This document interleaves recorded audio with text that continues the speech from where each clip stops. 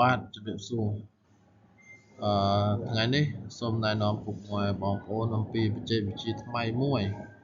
ដែលកំពុងពេញនិយមសម្រាប់វិស័យកសិកម្មសុវត្ថិភាពដូចជាបច្ចេកវិទ្យា Bioenzyme ជាបច្ចេកវិទ្យាថ្មីទាន់សម័យសម្រាប់កសិកម្មសុវត្ថិភាពអញ្ចឹងបច្ចេកវិទ្យានេះវាអាចគ្រប់គ្រងទៅលើពពួកសត្វល្អិតជំងឺលើដំណាំពុកម៉ែបងប្អូនយ៉ាងជោគជ័យមួយទៀតពពួក Bio នេះវាអាចសមយកទាញយក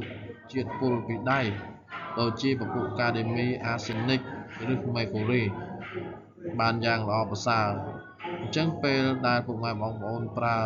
Bioenzyme ស្រោចទៅលើដីបានវានឹងសមយកទាញយកសារជាតិពុលនេះពីដីអញ្ចឹងធ្វើឲ្យដំណាំយើងស្រូបយកសារធាតុដោយសុវត្ថិភាពមិនមានជាតិពុលនៅក្នុងនោះអញ្ចឹងបច្ចេកវិទ្យានេះក៏បានប្រើប្រាស់ទូទាំងវិស័យកសិកម្មដូចជាដំណាំស្រូវបន្លែផ្លែឈើដំណាំហូបផ្លែលក្ខណៈប្រទេសមួយចំនួនកំពុងតែអភិវឌ្ឍនិងប្រើប្រាស់តែកម្ពុជាយើងជាប្រទេសដំបូងគេដែល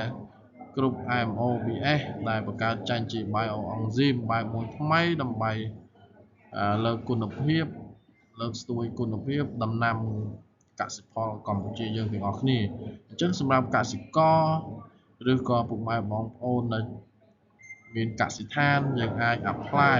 បច្ចេកវិទ្យានេះដើម្បីគ្រប់គ្រងដំណាំបាទ